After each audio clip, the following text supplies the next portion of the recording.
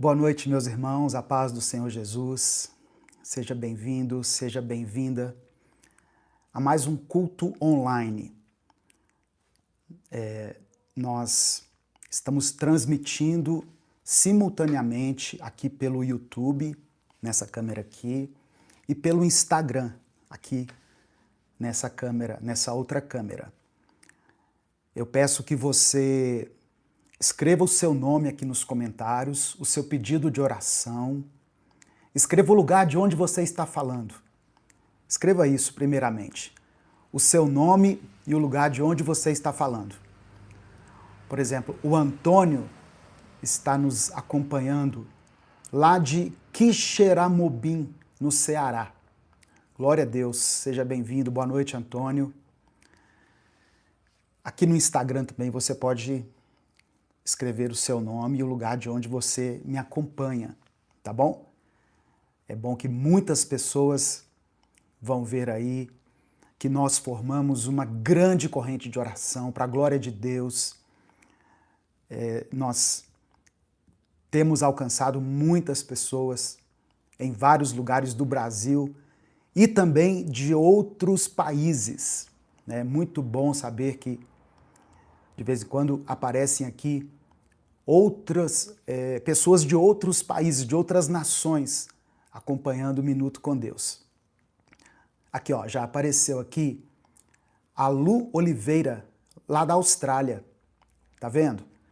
Não querendo menosprezar os demais aqui, Rio de Janeiro, Vitória do Espírito Santo, Cariacica, Serra no Espírito Santo, Jaraguá do Sul, a Rejane aqui nos acompanha de lá, Ariquemes, lá de Rondônia, e destacando aqui, né, a Lu Oliveira, lá da Austrália, que é o lugar mais longe, né, que eu consigo imaginar, assim, dentre esses que foram mencionados aqui até agora.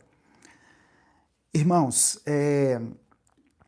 esse é o nosso primeiro culto de 2026. E esse é o primeiro domingo de 2026. Então, eu peço que você deixe preparado aí o seu vinho e o seu pão, porque no final dessa transmissão, desse culto, nós cumpriremos a ordenança de Jesus, de relembrar a morte e o sacrifício dele por nós, através da ceia do Senhor. Amém? Então você que já entregou sua vida para Cristo, você que compreende o simbolismo desses elementos, eu convido você a participar dessa ceia. Ah, eu não entreguei minha vida para Jesus ainda. Talvez ao longo dessa transmissão você acabe entregando sua vida para Ele. Mas é importante que as pessoas que participam da ceia tenham esse discernimento, tá bom? Não é simplesmente, vou pegar um pedaço de pão aqui, um suco de uva, não tem uva não, pega laranja. Não. Os elementos da ceia são o pão e o vinho. Só que no caso aqui a gente não toma vinho, né? Então nós optamos pelo suco de uva. Então se você tem esse entendimento, esse discernimento, prepare aí os elementos e no final nós vamos celebrar a ceia do Senhor juntos. Irmãos, eu recebi nos últimos dias, né, na última semana, para ser mais exato, nos últimos dias, né, que antecedem o dia de hoje, eu recebi vários questionamentos, e é engraçado que vieram de lugares diferentes. Eu recebi no direct do Instagram, recebi por e-mail, recebi no WhatsApp, dúvidas das pessoas em relação aos dízimos e às ofertas. E eu vi, pesquisando aqui, que eu mesmo não havia feito uma mensagem específica sobre esse tema. E eu acho tão necessário. Parece que nesse começo de ano, muitas pessoas querem regularizar algumas pendências, né? Então muita gente decide voltar a ofertar, a dizimar na casa do Senhor, mas elas querem saber como fazer isso. Como fazer isso da maneira correta, de acordo com o padrão bíblico. E eu preparei um estudo nessa palavra e eu peço que você fique comigo aqui até o final, porque eu tenho certeza que essa palavra vai ser muito esclarecedora para você. E ela pode abrir os seus olhos de uma maneira que você vai começar a ver essa questão de dízimos e ofertas de outra forma. Eu tenho certeza, eu estive nas igrejas evangélicas por quase 29 anos. Hoje eu não estou fazendo parte de uma instituição, eu não estou ligado a nenhuma igreja, mas eu sei o que se prega sobre dízimos, ofertas, primícias dentro das igrejas.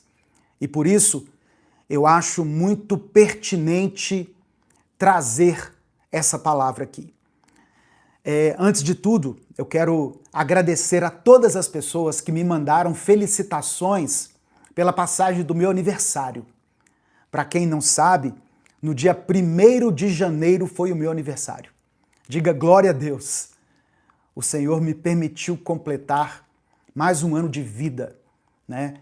E eu completei 58 anos. Com saúde, com disposição, com maturidade, com equilíbrio, casado e bem casado, pai de 3 filhos, com um teto onde eu posso morar, sob esse teto, com alimento, com o meu corpo funcionando plenamente. Então eu glorifico a Deus por isso. E eu agradeço a todas as mensagens que eu recebi aqui por ocasião do meu aniversário. Olha só, eu percebo que as questões que as pessoas têm, as dúvidas que as pessoas têm em relação a dízimos e ofertas, eu entendo que elas não são só uma curiosidade teológica, sabe? Mas eu percebo uma angústia genuína que muitas pessoas carregam, porque não estão dizimando corretamente ou não estão cumprindo aquilo que o pastor fala lá no púlpito. Então, a pergunta que eu mais recebi nesses últimos dias foi relacionada ao dízimo. E as pessoas perguntam assim: primeiro, o dízimo é obrigatório para todos os cristãos? Essa é uma pergunta que eu recebi. Eu sou obrigado a dar o dízimo ou a devolver o dízimo, como algumas pessoas falam? Outra pergunta: pastor, eu decidi começar a dizimar, porque em 2025 eu não dizimei, teve mês que eu dei, teve mês que eu não dei, eu não consegui ser fiel nos últimos meses. Eu tenho que pagar os atrasados? É uma pergunta que eu recebi de algumas pessoas. Eu tenho que quitar os dízimos atrasados que eu deixei de pagar? E outra pergunta, a terceira: se eu não dizimar, eu estou em pecado?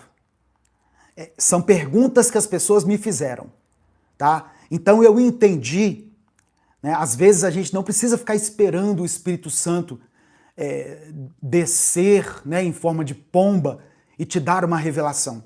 Às vezes, o anseio das pessoas é a palavra que você tem que ministrar.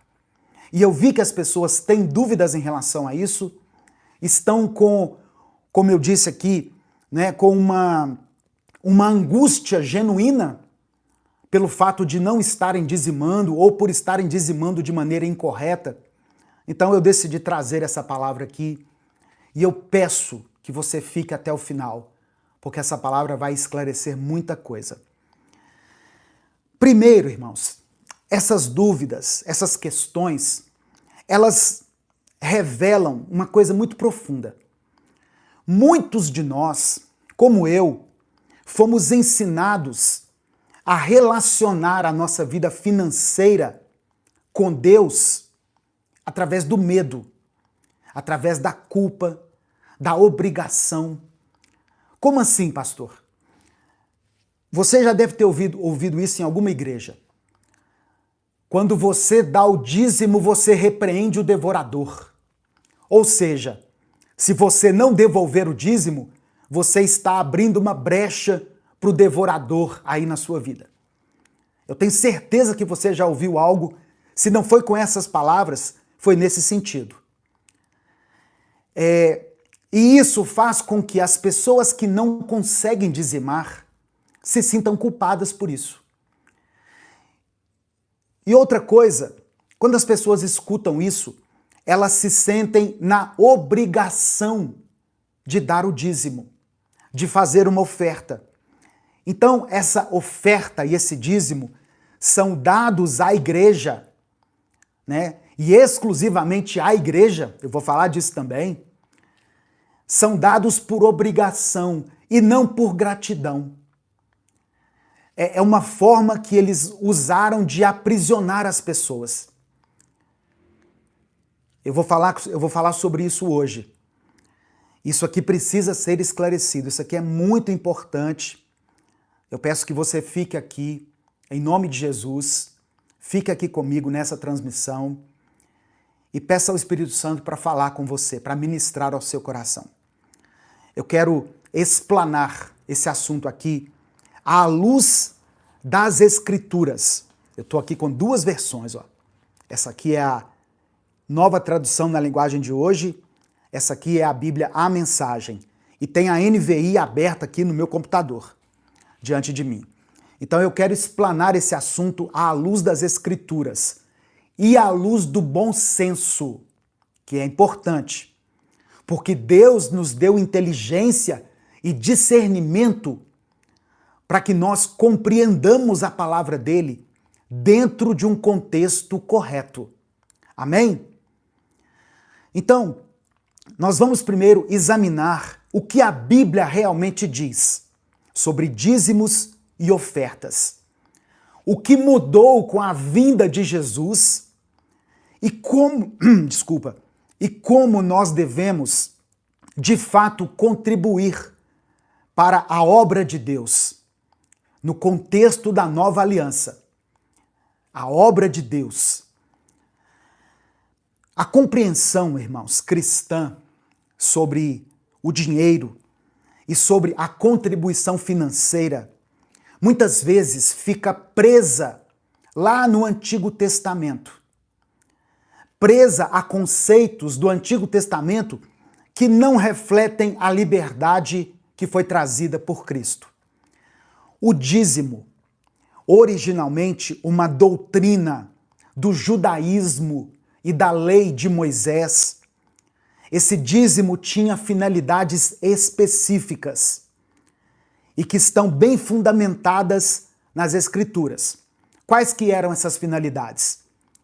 Sustentar o culto de Israel, cuidar dos levitas, os adoradores, né, que prestavam serviço ali no templo, porque esses levitas não possuíam herança de terras. O dízimo tinha essas finalidades. Outra finalidade, amparar os órfãos, as viúvas, os estrangeiros e promover festas de celebração para o próprio povo. Deuteronômio 14, versículos 28 e 29, estabelece claramente um desses propósitos. É o primeiro texto que eu quero ler com você. Deuteronômio 14, versos 28 e 29. Diz assim, olha: ao final de cada 3 anos, tragam todos os dízimos da colheita do 3º ano, armazenando-os em sua própria cidade, para que os levitas, que não possuem propriedade nem herança, e os estrangeiros, os órfãos e as viúvas, que vivem na sua cidade, venham comer e saciar-se, e para que o Senhor, o seu Deus o abençoe em todo o trabalho das suas mãos. O dízimo era, portanto, um sistema de assistência social integrado à vida religiosa de Israel. Só que o que acontece? As instituições eclesiásticas de hoje, as igrejas, e principalmente as igrejas evangélicas, elas deturparam esse sentido aqui. Esse sentido inicial, essa finalidade para o qual o dízimo estava designado naquela época, lá no Antigo Testamento. Primeiro, que essas instituições de hoje, elas são invenções nossas. Jesus não mandou ninguém abrir igreja, abrir um espaço e colocar uma placa e chamar aquilo ali de igreja. Tá?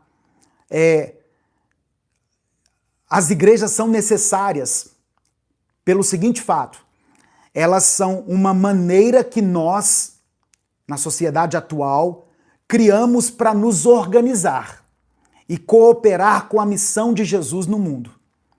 Então, as igrejas não são em si mesmas ordenanças divinas imutáveis. Presta atenção nisso. Igreja A, igreja B, igreja C, elas não são instituições divinas. Elas são uma forma de organizar as pessoas, tá? E isso é importante, porque quando nós estamos dizimando e ofertando, nós precisamos saber para onde esse dinheiro está indo. Tem pessoas que falam assim: eu entrego lá na igreja e se o pastor estiver fazendo uso errado desse dinheiro, o problema é dele com Deus. Muitas vezes, o pastor, o bispo, o apóstolo estão pegando esse dinheiro e agindo de forma errada, acumulando riquezas, levando uma vida luxuosa, ostentando, e você sabe disso, você já viu isso, já percebeu isso, você já viu o carro do pastor, a roupa que ele usa, o relógio que ele usa, e você está sendo conivente com o pecado dele. Não pense assim: lavei minhas mãos e pronto, não. Você está sendo conivente com o pecado. Isso é a primeira coisa que eu quero falar aqui. Outra coisa, eu quero falar sobre o texto de Malaquias 3, que é o texto mais usado quando vai falar de dízimos e ofertas, e mal usado, entende? É o mais usado e ele também é mal usado. Malaquias 3, do versículo 8 ao versículo 10. Certamente, se você frequenta uma igreja evangélica, você já viu alguém, no momento da oferta, subir lá no púlpito e ler esse texto no momento em que as pessoas são convidadas ali a ofertar e a dizimar. O texto diz assim, olha: pode um homem roubar de Deus? Contudo, vocês estão me roubando. E ainda perguntam: como é que te roubamos? Nos dízimos e nas ofertas. Vocês estão debaixo de grande maldição, porque estão me roubando. A nação toda está me roubando. Tragam o dízimo todo ao depósito do templo, para que haja alimento em minha casa. Ponham-me à prova, diz o Senhor dos Exércitos, e vejam se não vou abrir as comportas dos céus e derramar sobre vocês tantas bênçãos que nem terão onde guardá-las. Essa versão aqui é a NVI, tá bom? Olha que texto convidativo. Olha, então quer dizer que até então eu estava roubando a Deus. Mas se eu trouxer o meu dízimo, ele vai derramar bênçãos na minha vida de uma forma abundante.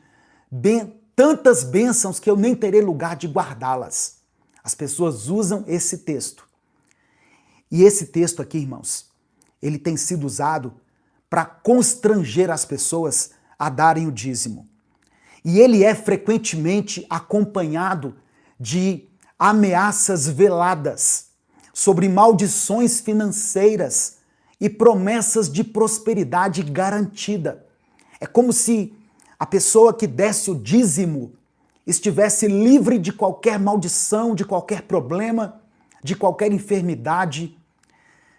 E eu não tenho como não mencionar isso aqui, que é uma experiência pessoal minha. Desde 2022 que eu me desliguei da igreja como instituição. A igreja, para mim, são vocês que estão me acompanhando, é a minha família, são as pessoas com quem eu me reúno, tanto aqui online quanto presencialmente. As pessoas que creem em Jesus, essas para mim são a igreja. Desde que eu me desvinculei de uma igreja da qual eu fazia parte, em 2022, eu tenho caminhado de forma independente. Eu leio a palavra, eu prego a palavra, eu faço as boas obras que eu entendo que são necessárias, eu ministro a ceia aqui na minha casa, junto com a minha esposa, junto com a minha família. E teve um dia que eu fui me aconselhar com um pastor. Eu estava com um problema familiar, e eu fui me aconselhar com esse pastor. A primeira pergunta que ele me fez: você está dizimando? Onde você está entregando o seu dízimo? Mas peraí, o meu problema tem a ver com relacionamento, tem a ver com outras questões. O que tem o dízimo a ver com isso? Eu pensei comigo. E, irmãos, como eu não estou em nenhuma igreja, na hora não me veio a resposta, sabe? Mas depois, sabe quando você fica refletindo numa pergunta? Como eu não estou ligado a nenhuma igreja, o que eu faço com o meu dízimo? Com a parte que eu entendo que deve ser devolvida para Deus? Eu cuido das viúvas. Eu pago o plano de saúde da minha mãe. Eu pago o plano de saúde da minha sogra. Eu dou assistência para elas sempre que for necessário. Eu ajudo instituições que eu conheço, que são sérias, que trabalham com pessoas necessitadas, pessoas em situação de vulnerabilidade social. Eu distribuo cestas básicas. Eu compro um remédio para uma pessoa. Eu pago uma conta de luz para quem está desempregado. Então, se eu somar tudo isso, dá muito mais do que 10% do meu rendimento. Então, na hora, eu não tive essa resposta. Mas eu quero antes, contextualizar esse texto aqui de Malaquias 3. Malaquias profetizou aproximadamente por volta de 450 a 400 anos antes de Cristo, depois do povo retornar, do povo judeu retornar do exílio na Babilônia. O templo havia sido reconstruído, mas aquele povo estava espiritualmente apático e economicamente explorador. E essa palavra de Malaquias 3, ela foi dirigida aos sacerdotes. Os sacerdotes ofereciam animais defeituosos em sacrifício. Lembra que lá no começo, Deus exigiu que o sacrifício fosse feito com um animal o mais perfeito lá do rebanho? Quando Malaquias falou isso, os sacerdotes estavam ofertando de qualquer maneira, entende? Então, por isso essa palavra foi necessária. E o povo retinha os dízimos que sustentavam o culto e os levitas.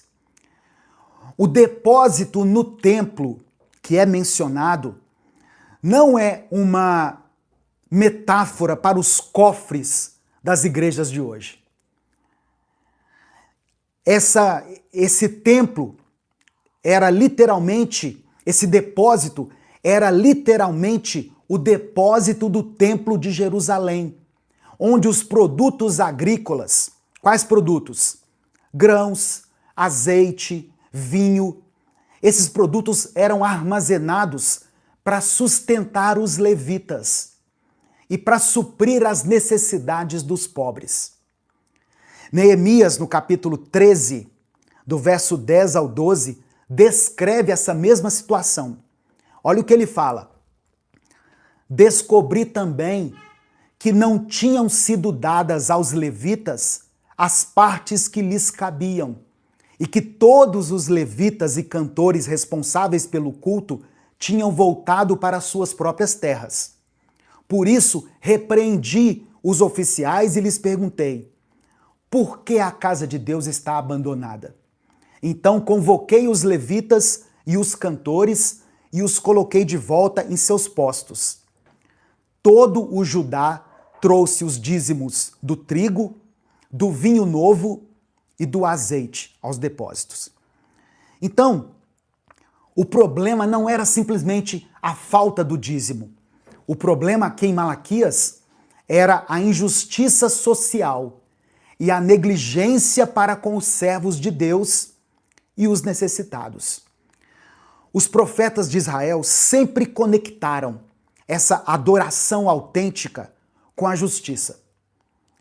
Ou seja, não adianta levantar as mãos, fechar os olhinhos, ficar ali adorando a Deus, se você não estiver praticando a justiça. Isaías 58, por exemplo, ele falou sobre isso.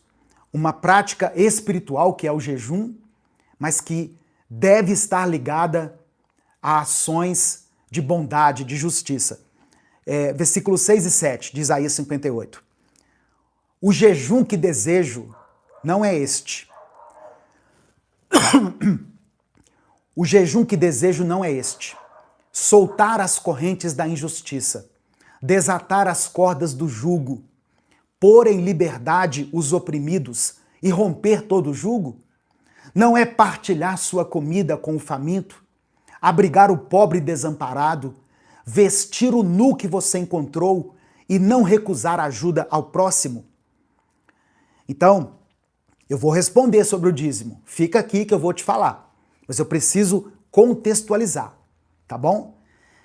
O que eu quero dizer é o seguinte: aplicar o texto de Malaquias 3 de maneira literal e direta à igreja moderna, à igreja de hoje, sem considerar que, primeiro, nós estamos vivendo sob a nova aliança e não sob a lei de Moisés, sem considerar que não existe mais um templo físico ou um sacerdócio levítico, e sem considerar que o propósito do dízimo era social e comunitário, e não institucional, como tem sido praticado.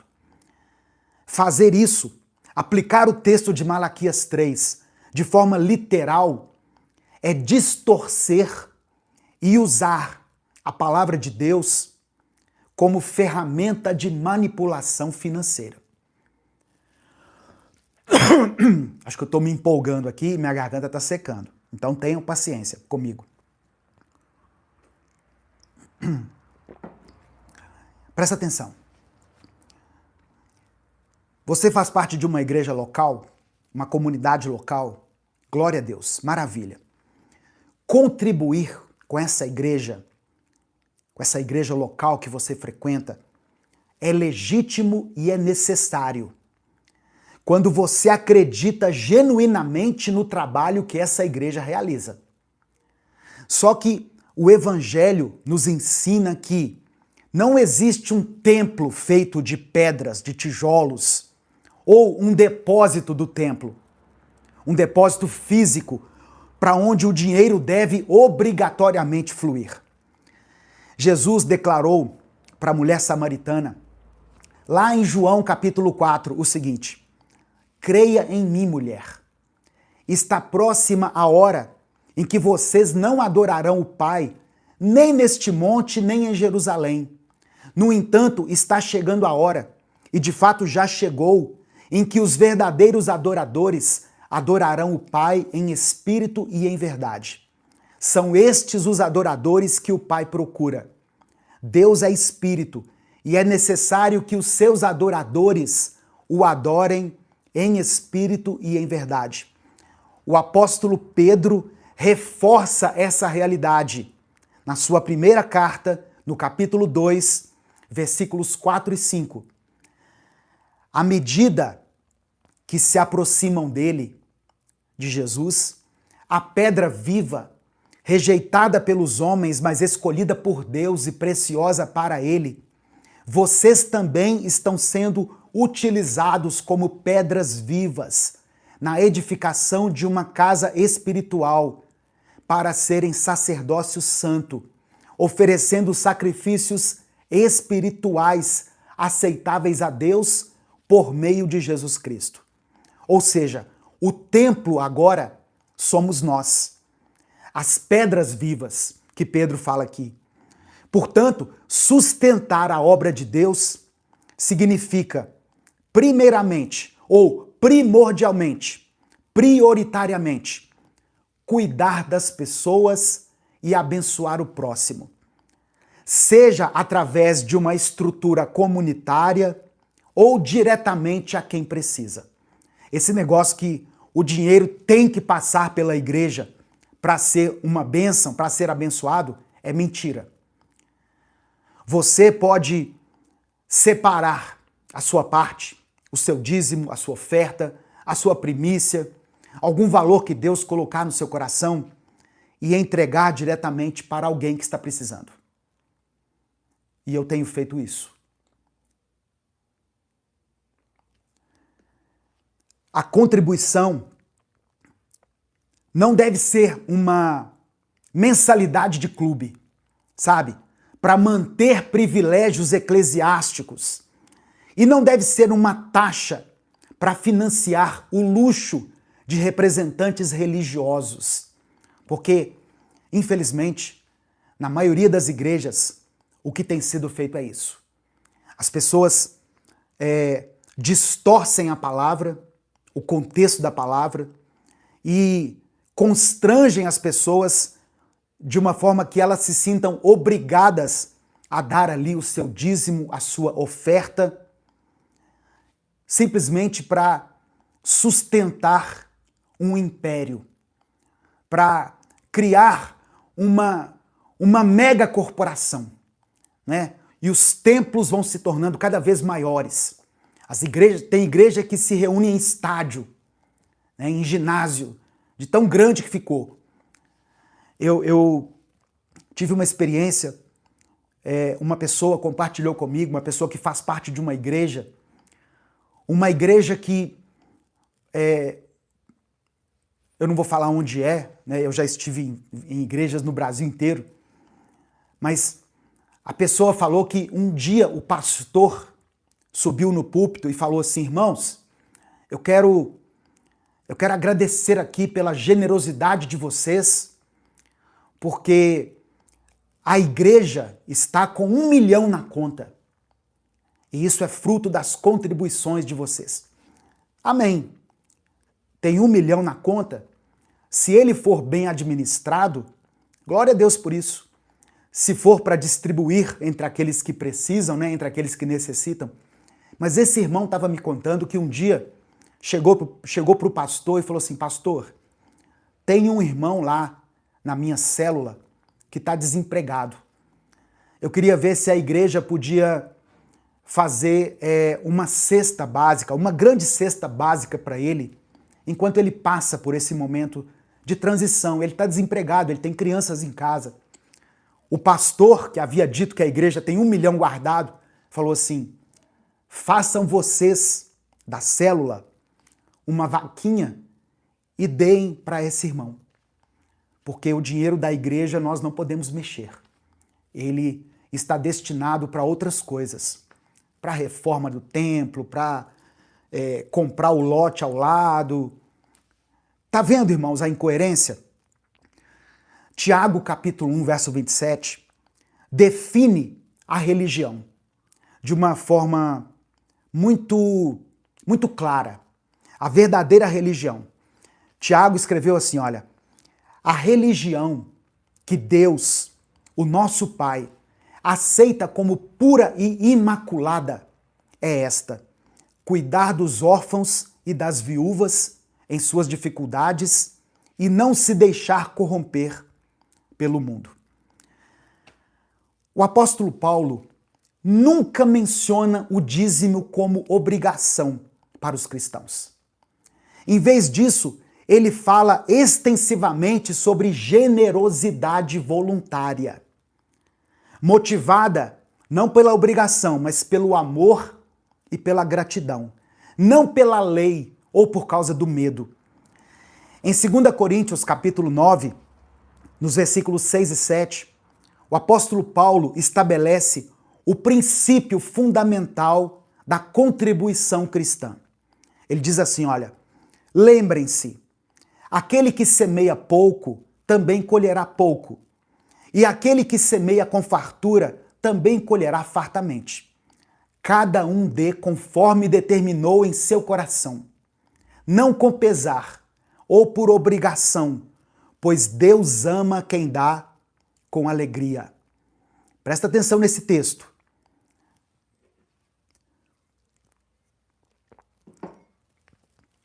Conforme determinou em seu coração. A decisão de quanto dar é pessoal, é consciente e é voluntária. Não é determinada por uma porcentagem fixa.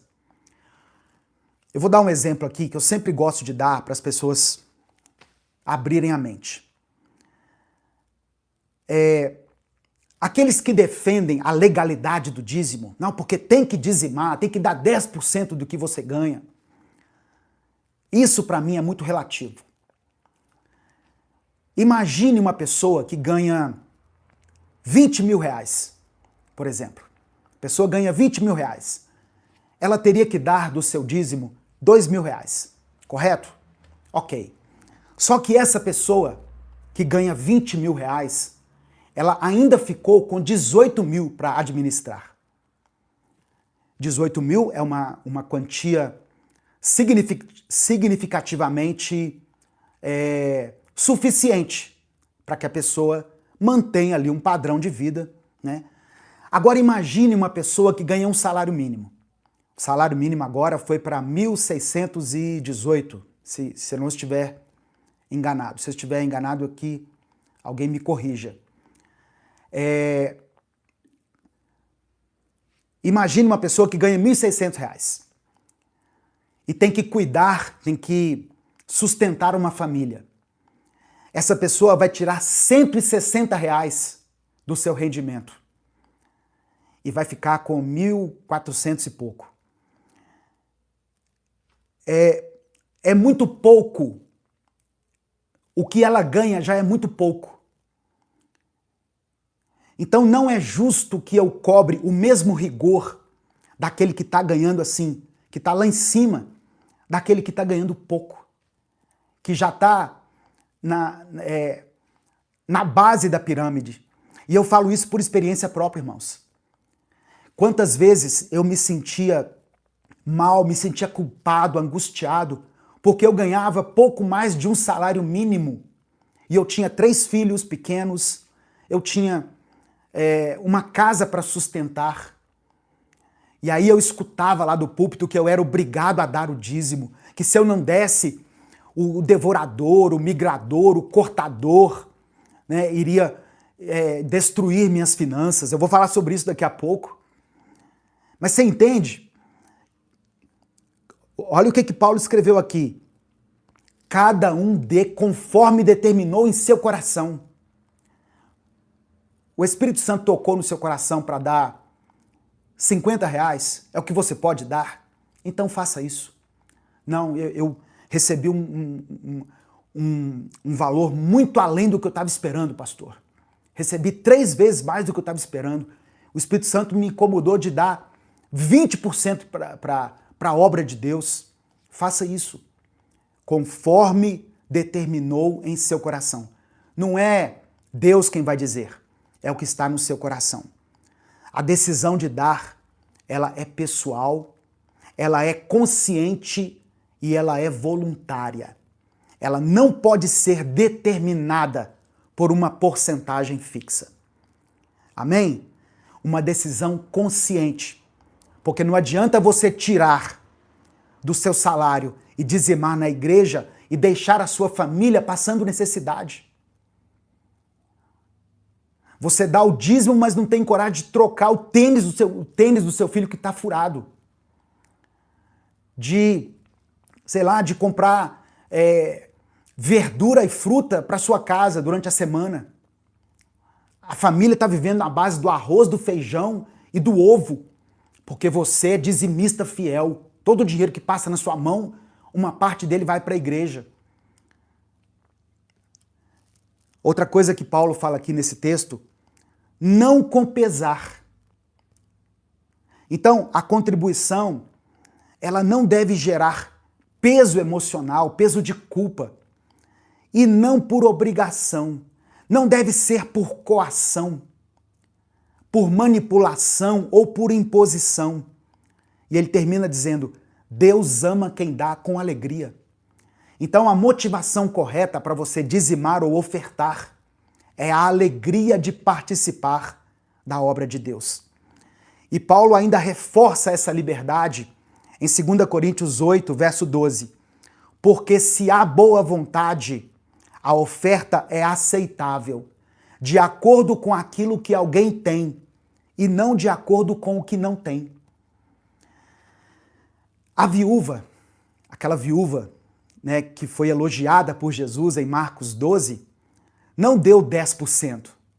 Ela deu tudo que tinha. Mas movida por quê? Movida por amor e por fé. E não por causa de um mandamento. Eu vou ler o texto aqui para você. É Marcos 12, do verso 41 ao 44. Jesus sentou-se em frente do lugar onde eram colocadas as contribuições e observava a multidão colocando o dinheiro nas caixas de ofertas. Muitos ricos lançavam ali grandes quantias. Então, uma viúva pobre, chegando ali, depositou 2 pequeninas moedas de cobre, de muito pouco valor. Chamando seus discípulos, Jesus declarou, afirmo-lhes que esta viúva pobre colocou na caixa de ofertas mais do que todos os outros. Todos deram do que lhes sobrava, mas ela, da sua pobreza, deu tudo o que possuía para viver. Eu me lembro de estar em cultos onde o apelo para ofertar, para dizimar, para contribuir, foi tão forte que uma pessoa pegou a chave do carro e o documento e foi lá no gasofilácio e depositou. E todo mundo, aleluia, glória a Deus. Só que essa pessoa que entregou ali a chave do seu carro, o documento do carro, que doou o carro para a igreja, no outro dia entrou numa agência e comprou um carro zero, porque ela tinha muito mais do que aquilo. Está entendendo que Deus não é movido por quantia? Para de discutir quanto você deve dar e comece a olhar para o seu coração. O seu coração é que não pode estar apegado ao dinheiro. Então, Jesus, quando ele fala dessa viúva, ele não está aqui estabelecendo um novo padrão onde você tem que dar tudo que tem. Ele estava destacando o coração por trás da oferta e não a porcentagem. E é importante, irmãos, é fundamental a gente rejeitar essa ideia de que o dízimo é uma transação comercial que nós fazemos com Deus. Uma espécie de seguro espiritual que garante proteção ou prosperidade. Como aquele pastor que me aconselhou queria me dar uma lição de moral. Tipo assim, você está entregando seu dízimo onde? Ele sabia que eu não estava dizimando, porque eu não estou fazendo parte de nenhuma igreja. Mas em outras palavras, ele queria dizer assim, se você estivesse dizimando, você não estaria tendo problemas, você não estaria passando por crises. Só que Deus não favorece uma pessoa só porque ela é dizimista ou só porque ela frequenta regularmente uma igreja. Eu conheço, e você também conhece, pessoas que são dizimistas, mas que enfrentam enfermidades, que tiveram câncer, que perderam filho. Eu conheço casal que se revoltou com Deus, porque era dizimista fiel ali e perdeu um filho.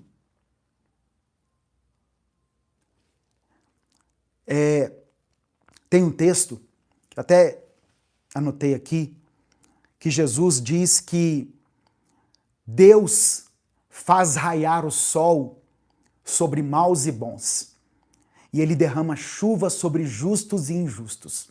Ou seja, coisas boas acontecem com pessoas más e com pessoas boas. Coisas más acontecem com pessoas boas e com pessoas más. Tá vendo? A graça de Deus, por exemplo, ela não opera por mérito ou por pagamento. Efésios 2 diz que nós somos salvos pela graça, por meio da fé. E isso não vem de nós, é dom de Deus. Não por obras, para que ninguém se glorie. Essa crença de que as ofertas garantem bênçãos materiais transforma a fé, sabe em quê? Em feitiçaria. Reduzindo Deus a uma máquina de venda automática celestial. É como se Deus fosse uma máquina onde nós inserimos uma moeda, colocamos ali a nossa oferta e esperamos produtos, esperamos bênçãos. Mas as leis que regem a abundância e a escassez, elas são da ordem da ética, da justiça, da sabedoria e do trabalho, e não de uma magia religiosa. Então, essa conversa de que se você não dizimar, se você não abençoar, abençoar, entre aspas, a igreja, você está abrindo a porta para o devorador, para o cortador, para o migrador, e ele vai destruir suas finanças. Essa ideia é uma ideia falsa. Talvez a ruína das suas finanças esteja muito mais ligada à sua falta de planejamento, à sua falta de controle na hora de comprar. Talvez você esteja comprando por impulso. Isaías 55 fala assim: porque vocês estão gastando dinheiro naquilo que não é pão. Ou seja, nós precisamos estabelecer prioridades na hora de gastar o nosso dinheiro.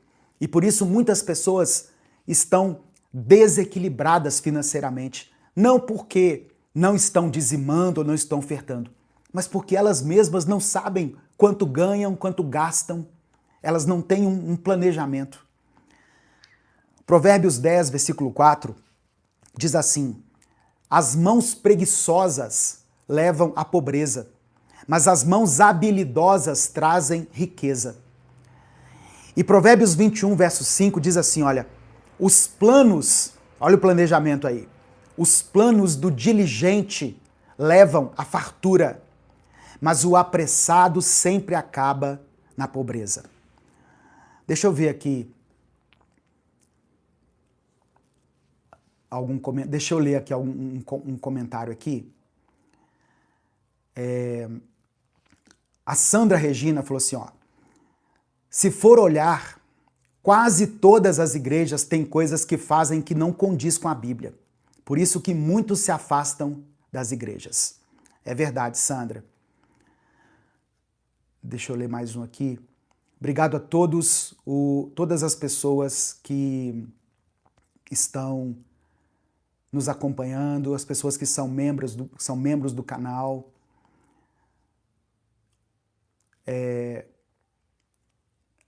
A Marina Barbosa colocou assim, olha, vendo os comentários aqui, fico pensando, é isso que são a igreja? O congregar sem se importar com o próximo? A Sandra Regina colocou de novo aqui, olha, eu vi um vídeo de um pastor famoso dizendo que quem não dá o dízimo não está salvo. Eles usam isso, Sandra, como artifício para extrair dinheiro das pessoas. A Viviane Silva colocou, Senhor, é membro do canal, obrigado Viviane por ser membro do canal. Senhor, consagro a Ti a minha filha e o seu namorado, ela tem 18 anos e graças a Deus é o primeiro namorado dela, permita que sejam felizes e se tornem uma linda família. Amém. Conte com as minhas orações. A Sueli Claudina escreveu assim, olha, eu fiquei viúva com 3 filhas pequenas, nunca ninguém foi me ajudar.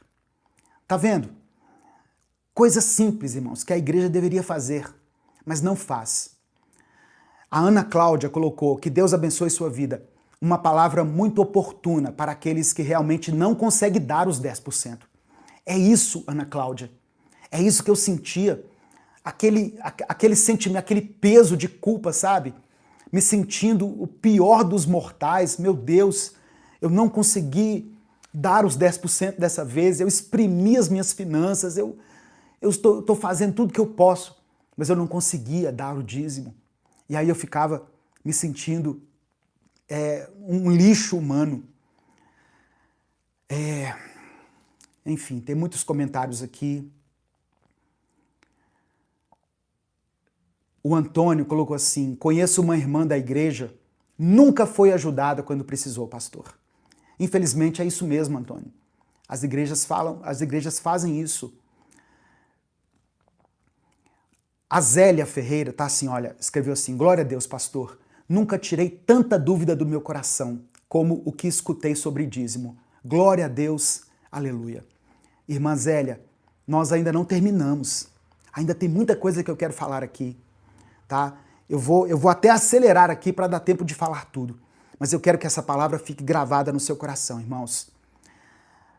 Olha só, a fidelidade financeira, você ser um dizimista fiel, não isenta você das dores da vida, das enfermidades, das perdas familiares, de passar por crises econômicas. Lembra de Jó? A Bíblia diz que ele era um homem justo, íntegro, reto, um homem que temia a Deus e que se afastava do mal. E ainda assim ele foi atacado severamente na sua vida.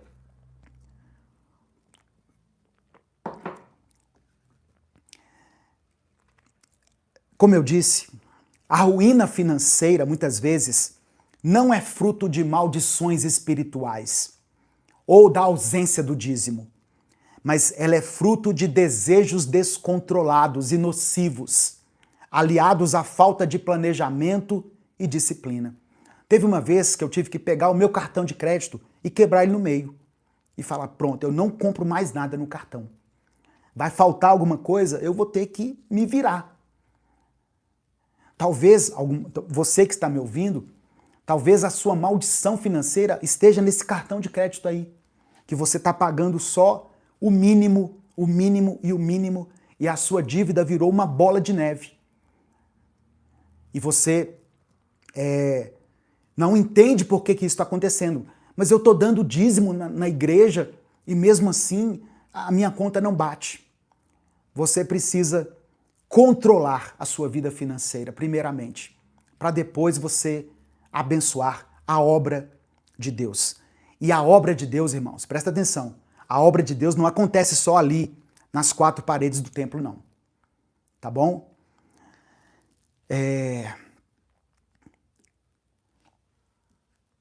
Um texto aqui que eu não posso deixar de mencionar é 1 Timóteo capítulo 6, versos 9 e 10, que diz assim, olha, os que querem ficar ricos caem em tentação, em armadilhas e em muitos desejos descontrolados e nocivos, que levam os homens a mergulharem na ruína e na destruição, pois o amor ao dinheiro é raiz de todos os males. Eu vou falar de novo. Pois o amor ao dinheiro é raiz de todos os males. O texto não está dizendo que o dinheiro é a raiz de todos os males. mas o amor ao dinheiro. E essa diferença aqui é muito importante. O problema não está na ferramenta, mas na idolatria que nós fazemos dela. Jesus nos advertiu lá em Mateus 6, no verso 24. Ninguém pode servir a dois senhores, pois odiará a um e amará o outro, ou se dedicará a um e desprezará o outro. Vocês não podem servir a Deus e ao dinheiro. O dinheiro, mamon, que é mencionado aqui no texto, não é só dinheiro, nota, né, moeda. É a confiança no dinheiro que ele está falando aqui. A idolatria que transforma os recursos que você tem em um Deus com D minúsculo. Quando nós fazemos isso, nós estamos nos tornando escravos do dinheiro. Em vez de você ficar culpando figuras metafóricas, né, como o devorador de Malaquias, nós somos chamados a colocar o dinheiro no seu devido lugar. Ele é uma ferramenta que dá poder, mas que pode se tornar o senhor que escraviza o coração. Então, a responsabilidade financeira, enquanto eu estava preparando essa mensagem, Deus me falou algo muito importante. Deus, presta atenção nisso, isso aqui é revelação, eu entendo como revelação. Deus se importa mais com os 90% que você está administrando do que com os 10% que você está dando ou não para a igreja. Porque tem pessoas que são dizimistas, elas dão 10% ali do que ganham, mas os 90% são mal administrados, são gastos de qualquer maneira, de qualquer jeito, com coisas ilícitas, com coisas que Deus desaprova. Tá entendendo?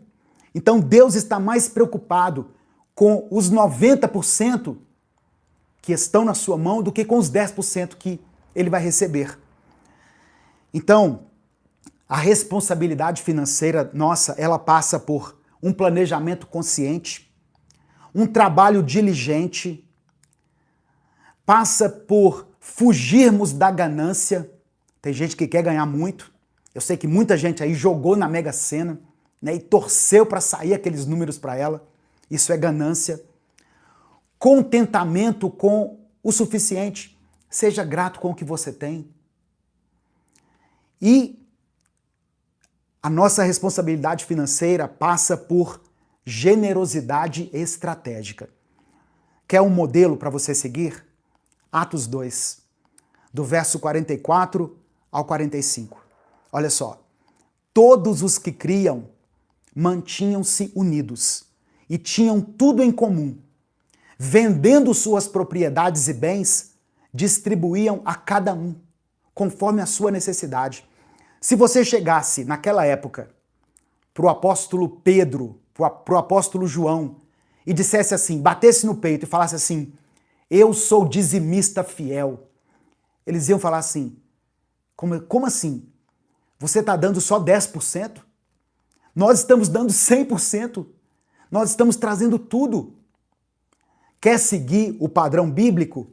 Entregue tudo na comunidade e essa comunidade distribua conforme a necessidade de cada um. Eu sei que ninguém vai fazer isso. Eu sei que não existe uma instituição idônea o bastante para fazer isso, para distribuir conforme a necessidade de cada um, sem enriquecer, sem virar um império. Então, mas o que eu quero mostrar para você aqui é que lá na igreja primitiva não havia um mandamento assim, dê os 10%. Havia entre eles uma cultura de generosidade radical, onde a necessidade do irmão era mais importante do que a propriedade individual. Atos 4, do verso 32 ao 35, amplia ainda mais essa visão. Da multidão dos que creram, uma era a mente e um o coração.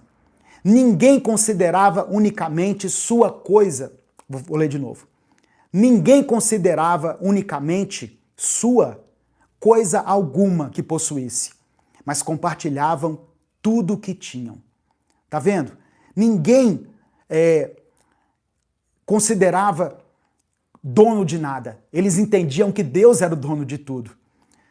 E o texto continua dizendo assim: não havia pessoas necessitadas entre eles, pois os que possuíam terras ou casas as vendiam, traziam o dinheiro da venda e o colocavam aos pés dos apóstolos, que o distribuíam segundo a necessidade de cada um.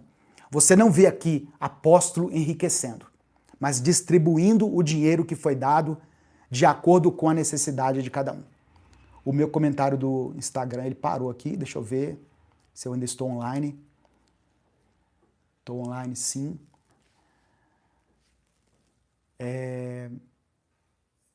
Bia Mendes, posso mandar o contato no seu direct? Pode mandar para mim, Bia Mendes.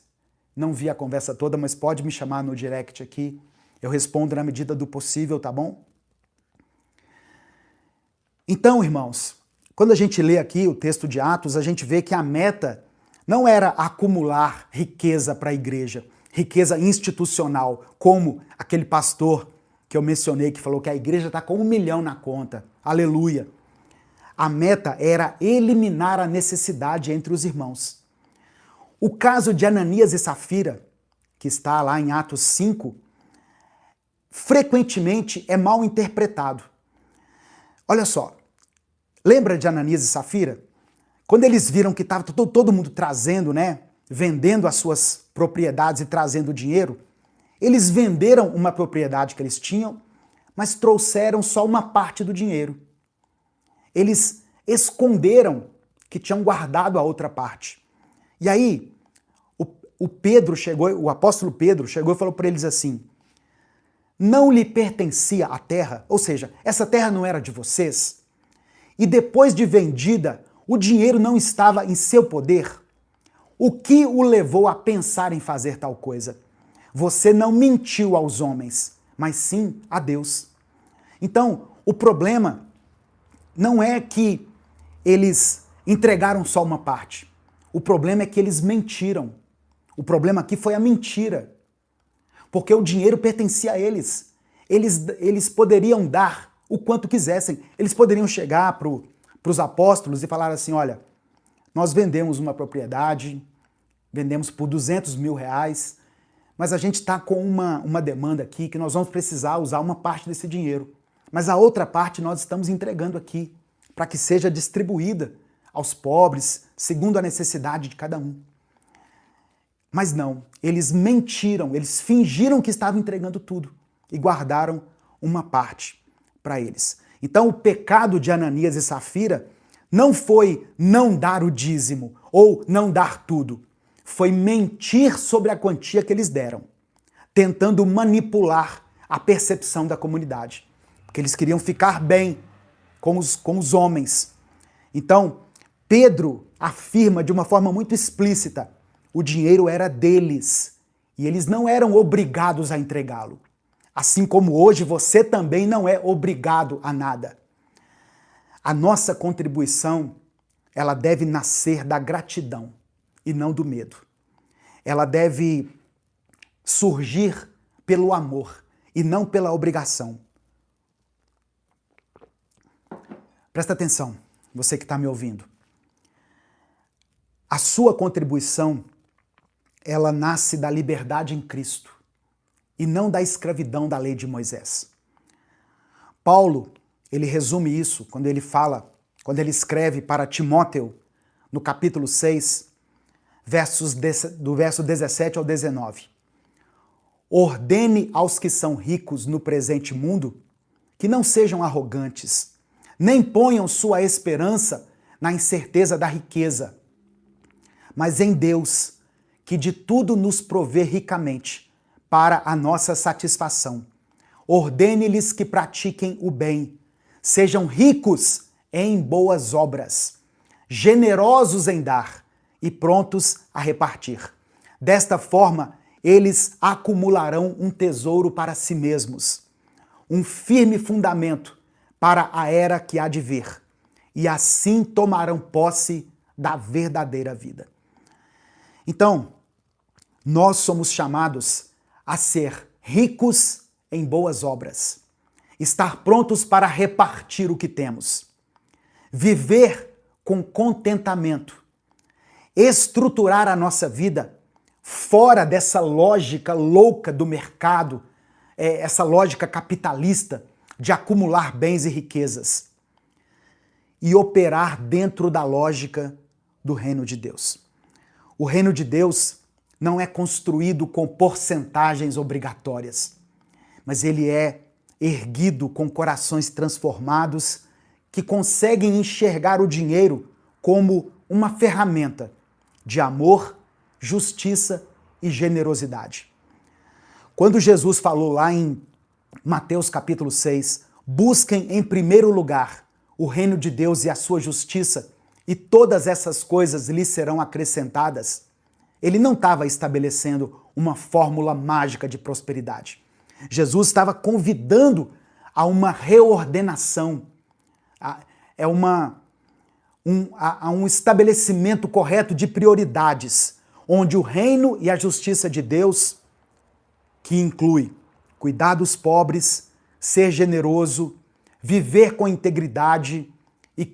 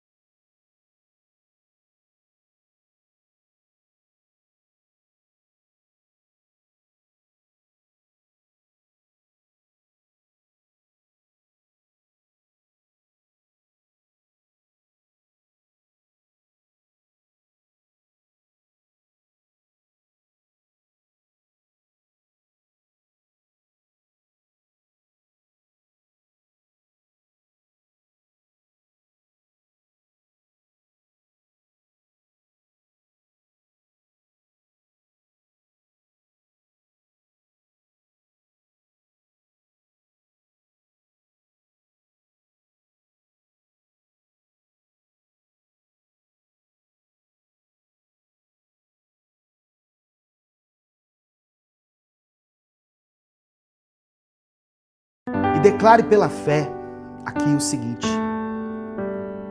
eu decido obedecer. Mas não faz igual essas pessoas que procuraram o profeta Jeremias, não. decida de verdade obedecer e obedeça. Quer seja favorável ou não, obedeça ao Senhor. Ah, pastor, isso vai me custar muito caro. Obedeça ao Senhor. A desobediência vai custar mais caro ainda.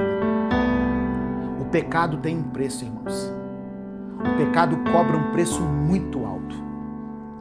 A palavra do Senhor diz que o salário do pecado é a morte. E fala da morte espiritual.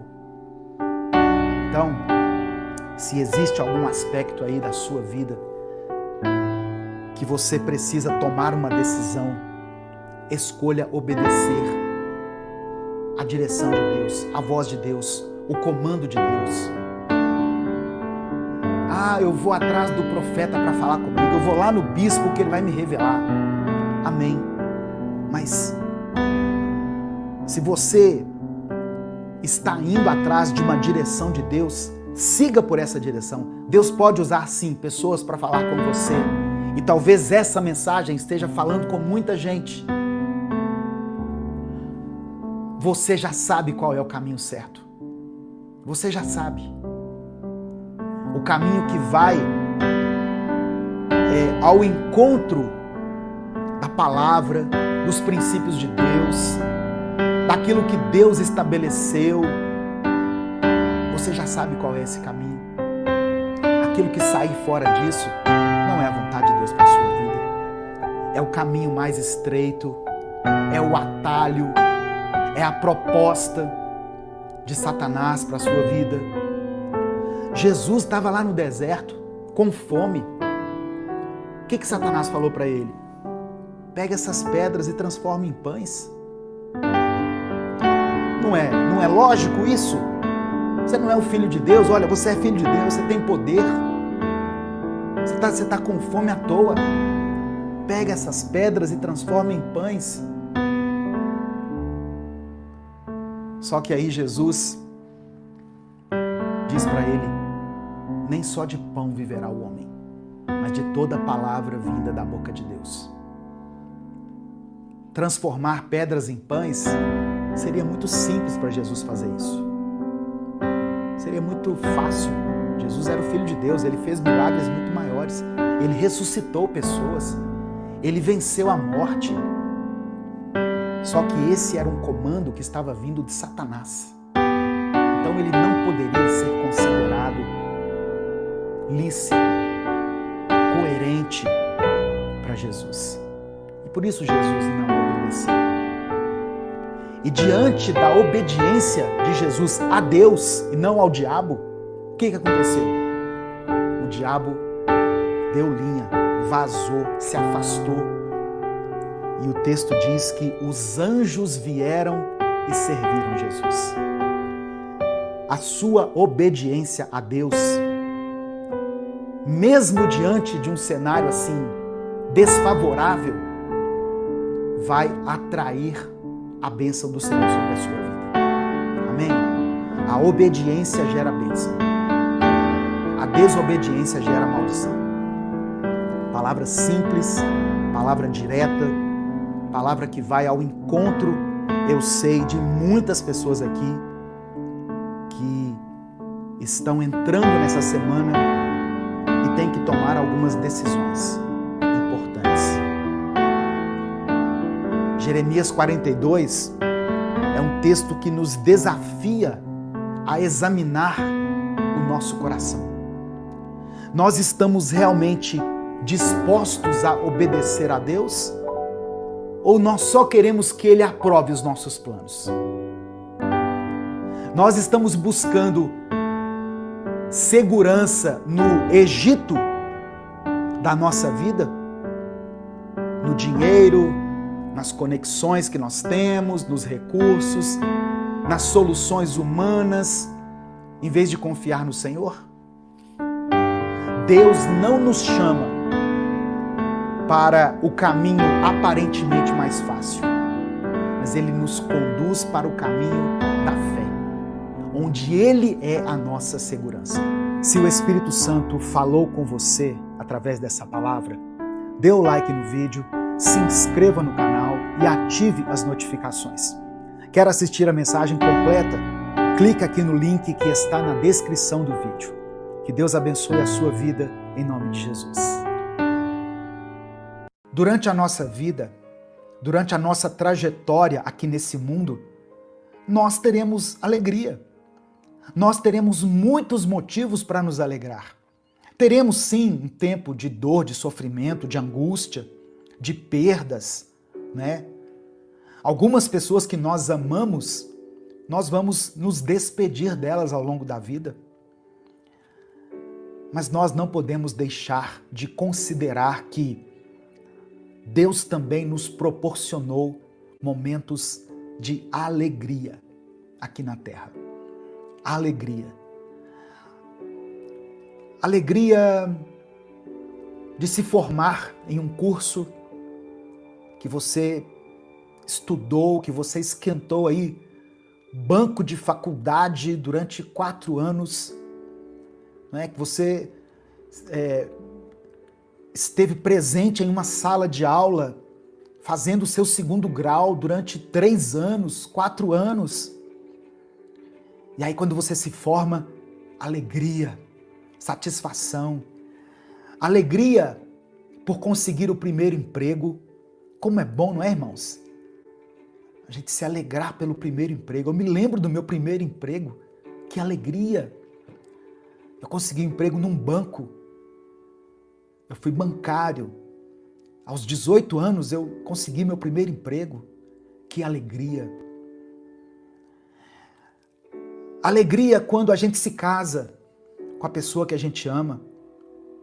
Eu fiquei muito alegre quando eu me casei com a minha esposa. Ela foi minha primeira namorada e eu o primeiro namorado dela. E nós éramos muito jovens, eu tinha 20 anos, ela tinha 18. Mas estávamos apaixonados e nos casamos. Que momento de alegria, que satisfação. Meu Deus, que sentimento assim de realização. E aí vem mais alegria. Alegria quando nasce o primeiro filho. A primeira filha, né, no meu caso, a Gabi, foi a primeira que nasceu. Nasceu em 89. Depois, mais alegria, veio a Mariana, em 91. Que alegria. Um casal jovem, com filhos. A casa já tem outro movimento. 6 anos depois, em 96, outubro de 96, vem o 3º filho, Gabriel. Que alegria. Então, eu não posso dizer que a vida só trouxe coisas ruins pra gente, porque isso não é verdade. Ainda hoje pela manhã eu falei sobre isso no Instagram, aqui no YouTube também, sobre essa satisfação que nós temos em muitas coisas aqui nessa vida. Nós devemos ser gratos a Deus pelas coisas que Ele já nos deu, sabe? Isso deveria alegrar o nosso coração. E eu sei que alegra o seu coração. Você pode comentar aqui, você que está acompanhando, você pode escrever aqui nos comentários alguma coisa que aconteceu na sua vida pela qual você é alegre. Alguma coisa que te trouxe alegria. Escreva aqui nos comentários. Algo que trouxe a você alegria. Eu tenho certeza que você tem algum motivo para se alegrar. Só que o que João está dizendo aqui é o seguinte: eu vou compartilhar essas palavras com vocês para que a minha alegria esteja em vocês e a alegria de vocês seja completa. A nossa alegria só será completa quando nós conhecermos a pessoa de Jesus Cristo. Receba essa palavra no seu coração. Você só terá alegria plena quando você conhecer verdadeiramente a pessoa de Cristo. Versículo 5. Eu vou só até o 10, tá? Eu estou lendo 1 João, capítulo 1, Versículo 5. Esta é a mensagem que dele ouvimos e transmitimos a vocês. Espera só um pouquinho.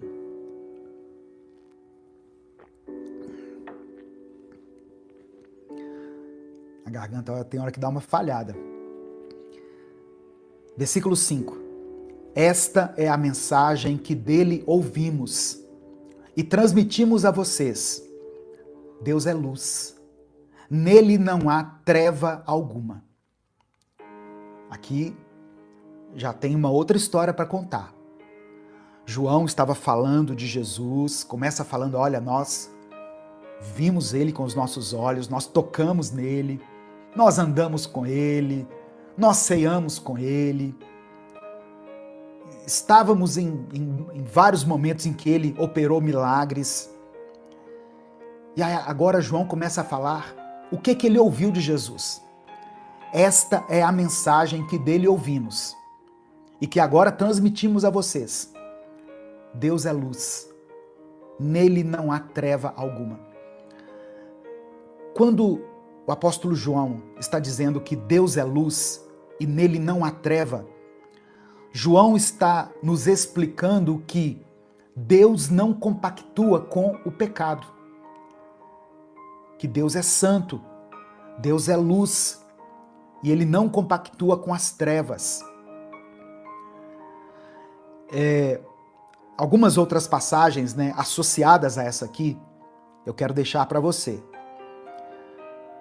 João capítulo 1, versículo 5, que diz: a luz brilha nas trevas, e as trevas não a derrotaram. Salmos 27, versículo 1. O Senhor é a minha luz e a minha salvação. De quem terei medo? O Senhor é o meu forte refúgio. A quem temerei? Então, Deus é luz e nele não há trevas. Essa passagem aqui, no versículo 5, é um chamado para que nós vivamos uma vida de santidade. Versículo 6. O versículo 6, ele complementa essa ideia. Olha só. Se afirmarmos que temos comunhão com ele, mas andamos nas trevas, mentimos e não praticamos a verdade. Se nós dizemos que nós temos comunhão com Deus, com Jesus, mas andamos nas trevas, nós estamos, na verdade, mentindo. Nós não estamos praticando a verdade. Se você diz que é de Jesus, você deve se afastar do pecado.